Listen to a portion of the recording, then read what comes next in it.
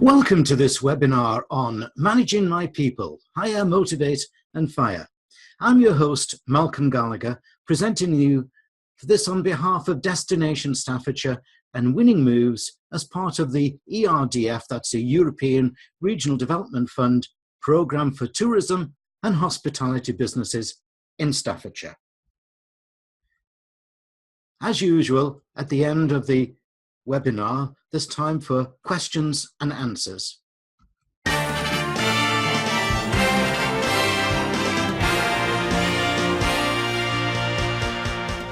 can ask the questions and answers via the system, but you may like to take a note of my Winning Moves email address, malcolmg@winningmoves.com, if you want to ask something specific or even personal about your people.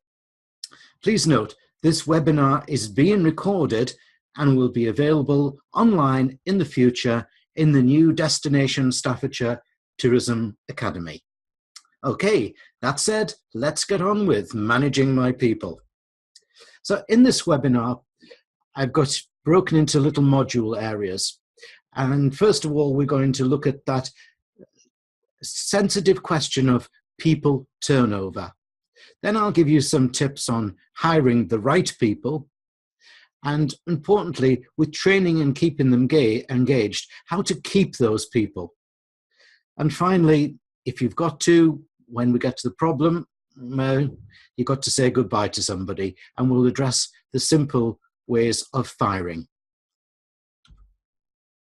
Let's first of all consider what's called turnover rate. Now, turnover rate is the frequency at which employees leave a job. And you will know that within tourism and hospitality, people flit around. And importantly, in the UK at this moment in time, the highest amount of vacancies in any sector is within hospitality. There are close to 100,000 vacancies at this moment in time. And of course, people leave very easily at the will of the wisp. So what that means for you are three losts. Lost money, because it costs money to recruit people and then to train them. Lost time, because when you've got new people, it diverts you away from, say, your leadership and management or new product development. And often that time is a continuous demand as you train people up and get them into your way of working. And importantly, and something that really needs to be considered about turnover, is the lost experience. If you're losing good staff, it may harm your reputation if the ones coming in can't provide the right level of customer experience. And that customer experience, of course, can soon harm you through elements such as TripAdvisor.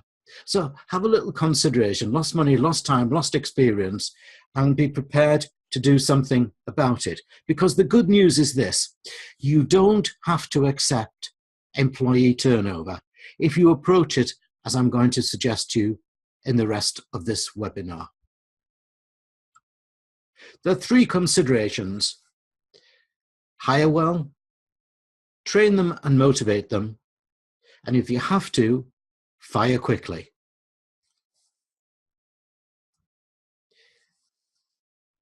It's important to know how to hire the right staff, but also, I think, to consider what I call ABLE, and that stands for always be looking. You don't know when a member of staff is going to suddenly depart or go off to university, whatever they've been doing, or move out of the area, or just decide they don't want to do hospitality or tourism anymore. So I always suggest to people that you'll always be looking, that you've got within a file a pool of people to be able to contact, but also a system to recruit, a system to find people. Making certain that you do hire the right person is extremely important, because, as I'm saying on the screen there, one good employee and you can create a customer for a lifetime. You'll know that yourself. When you've been so well served by a friendly person, knowledgeable person, you say, I must go back there again. But one bad employee can lead to a potential reputation problem. That one person that's bad can infect everybody else very quickly, but also infect not just internally, but externally. Because today, reputation management with programs like TripAdvisor are constantly watching you and monitoring and measuring you. So finding the right people to hire becomes very important. And I know it can get extremely expensive on using the traditional ways of recruitment agencies and also agencies for chefs and so on. It becomes very, very expensive indeed. So why not think a little bit laterally? And as I was saying to you, ABL, always be looking. Here's 3 things you might want to do. Always be talking to the people you know, and they are your friends, relatives, and so on. Because it's nice to get people that have been recommended by your friends and relatives because it's more reassuring. They feel more confident about them. Don't forget about having a good word of mouth system into the marketplace about your training standards, the friendliness, the pay that you offer, that you're a nice place, a good place to work. And finally, use that other and important areas such as your staff's networks, their own networks, whether they're using LinkedIn or Facebook or other social media, their own networks to be able to find new and potential great staff for yourself. So make certain as you've got a blend of those, but as I say, always have that pool there, ABL, always be looking. So when we are hiring, what do the best staff have in common? Well, after many years of research and working in the tourism and hospitality sector, I've distilled it down to a few things. And these 5, I think, are important. And they go beyond the ability of somebody to be able to, should we say, use a knife if you're a chef, or to be able to pour a drink. These 5 things are common, I believe, across the whole of our exciting tourism and hospitality sector. So let's go through them. First of all, reliability is important. And unfortunately, today, a lot of people are unreliable. But you can't have running a business if people don't turn up. And importantly as well, if somebody's not reliable, it's not fair on other members of staff, because they used to have to carry the slack. So reliability. When you're interviewing with somebody, try and find ways of asking them how reliable they are and getting them to demonstrate their reliability. Next one, I'm quite passionate about this one, and that is people being dedicated to our exciting sector. It is a demanding sector, but it is really exciting when you put in a smile on somebody's face when they say, really enjoyed ourselves, great meal, and so on. You need some people, though, that are dedicated. It is hard work. It is antisocial at times. So get people to really illustrate to you their dedication. And by the way, what I'm illustrating at this moment in time is often termed in the new technology as experiential interviewing. And if you join me on one of the Winning Moves Destination Staffordshire workshops, including the one called Dream Team, the new one called Dream Team, I'll show you how to use experiential interviewing. So let's look at that 3rd one on the top there, amicable. And we're in a business where, constant smiling, it can be demanding, can't it, to have that constant smile on your face, that friendly welcome. But amicable is extremely important. We are a business where what we want people to do is to make me want to come back and make me want to tell others. And that happens through a happy experience.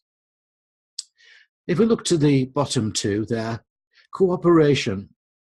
Teamwork makes a great business. And I spend a lot of my time working with Winning Moves on delivering workshops and training on teamwork.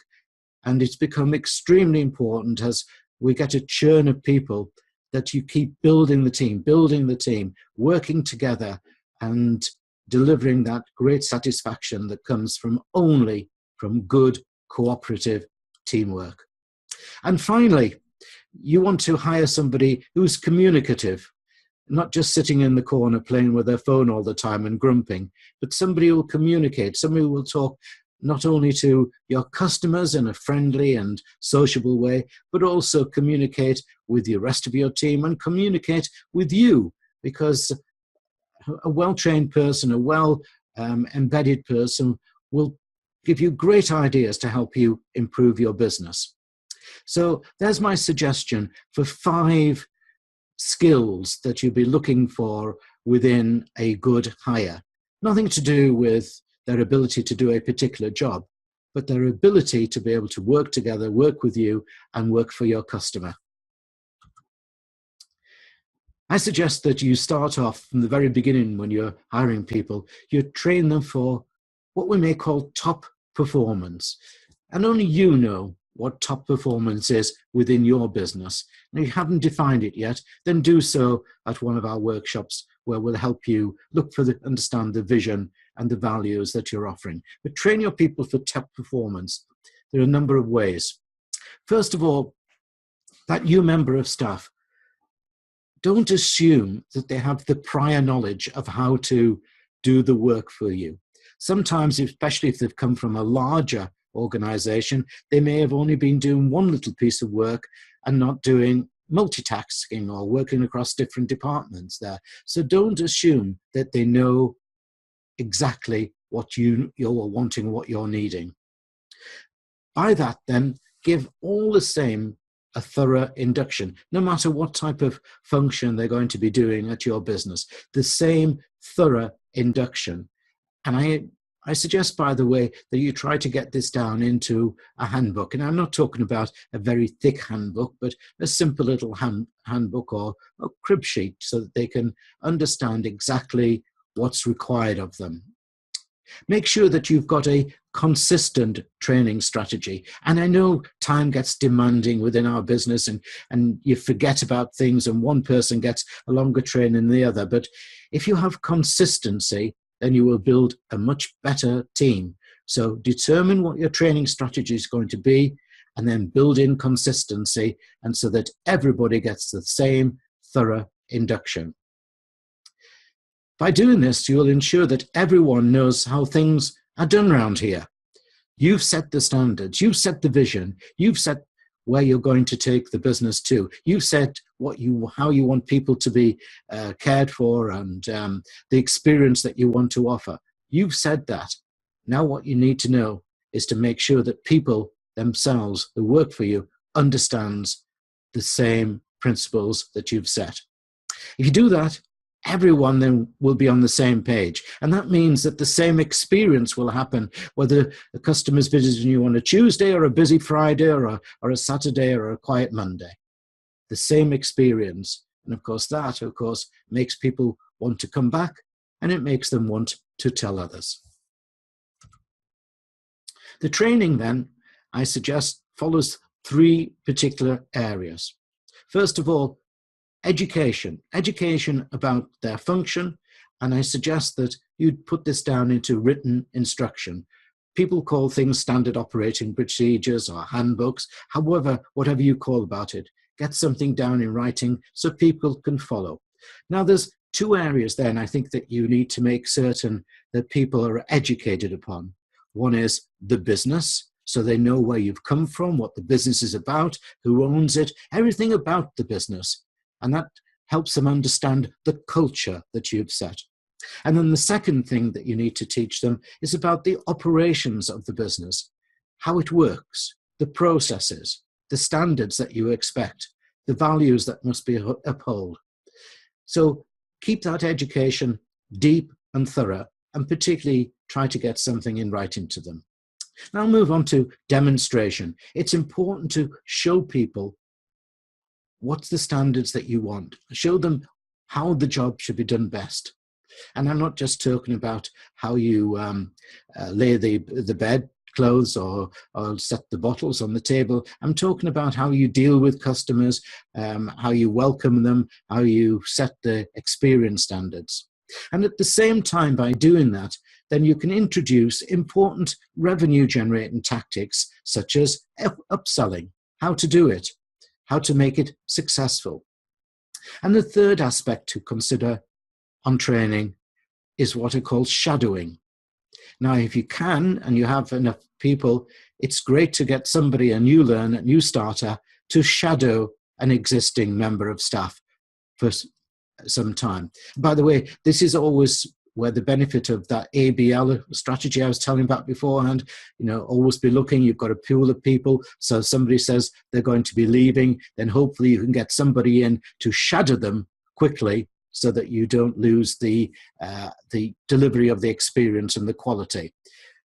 And what shadowing also does, by the way, it upskills other people, because the person that's delivering the shadowing actually learns to be a trainer themselves.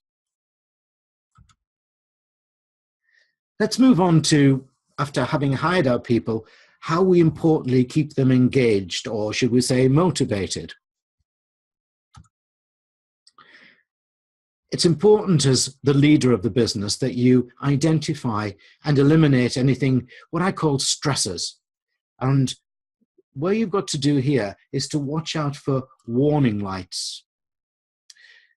Often people feel that no one's in their corner. And this is a real major element of the business that we're in, the stress of tourism and hospitality. You often feel that no one's fighting in their corner and that they're getting minimal support. And that's because we're in a busy, busy world. So you need to make certain that you've got your radar watching out for those warning lights of stressors with people. Identify the stressors and then make them manageable. It's unlikely that you can move them away. You can't sort of say, oh, we must remove the fact that we're going to be busy and you have to multitask and that. But helping them understand how to manage the work and making things a little bit easier, understanding also what's going on in their life becomes important, because the best will in the world, people still bring their stress and their concerns to work. So ask them for their what's called pain points, where they're hurting, where they're stressing. And then quite simply, ask them how you can help them.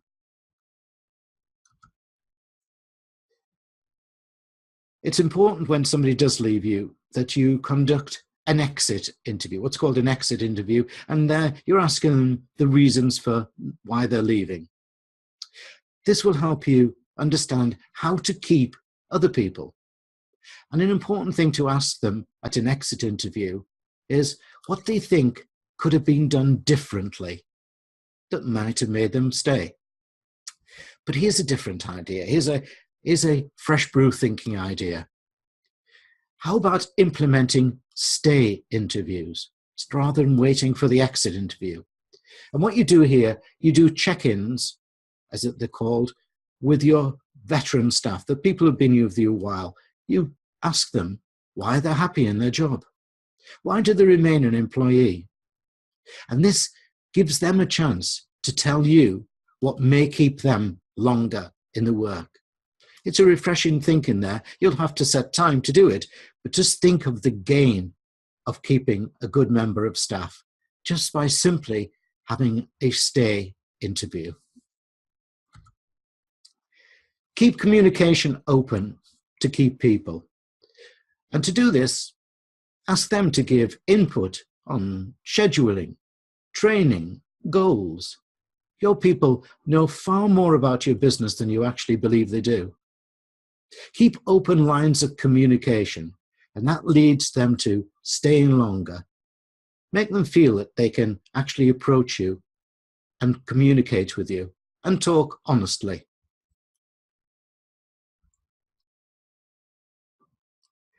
Unfortunately, at some time or other, there is a need to say bye-bye. Now, please note, I'm not here to tell you about how to do an apprentice Donald Trump or Lord Sugar, you're fired type of approach. I don't believe in that. But I think there's a time when it is important to act. So let me just, first of all, give you a big caveat on this importance of employee termination and employee rights. May I suggest that you take a little time to go to ACAS. It's www.acas.org.uk, our government operation that gives you some very great, I've worked with them for many years, great help and guidance. Now, I've just given you a screenshot there about dismissing employees, and if you have a look, that you see that you can go on and download a number of their guides, and they also have videos to watch. And if you wish, you can obviously take some of their training elements. But take the time so that you really do understand what is a minefield in employee rights, and that you start approaching any need for dismissal in the right way. So if you've got a problem employee, and we all have them, and working with Winning Moves at the moment, I'm working with a number of hotels and restaurants and that who've got this particular problem, employee problem. So you've got two choices. First of all, you could coach them and work with them to improve performance. And that's the first thing you should do. That's the first thing you should do. Or if that doesn't work, then you can fire them. And if you're going to fire them, here's my couple of little quick tips for you. Do it quickly. Don't let it wander on, because that hurts other people who are doing a good job for you.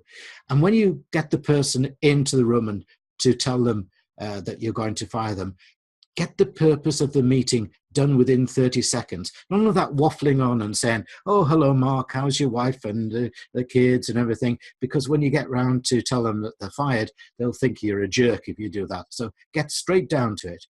So beforehand, know what you will say and get to it swiftly. And by the way, do use the ACAS guidance to make sure that you're doing it correctly.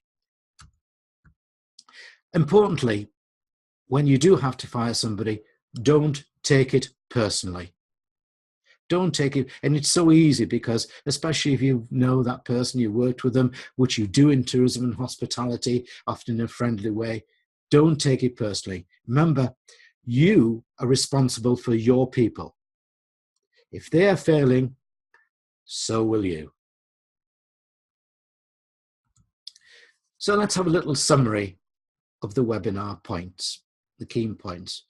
First of all, you should be having a strategy and aiming for a stable team. On the Winning Moves Destination Staffordshire program, we've got a number of ways of helping you on that, from workshops through to one-to-one, and of course these range of webinars, so that you can understand how you can create and manage a stable team. And stability is good for great customer experience and good for growing your business. However, we have to know that in our sector, people move on. And it's important that you do have a way of recruiting, but not recruiting at the last minute and wondering where you're going to find somebody to replace somebody that suddenly decided to leave. The way I suggest you do, and it worked dramatically for me over the many years I've been in this sector, is to have what I call the ABL pool. Always be looking.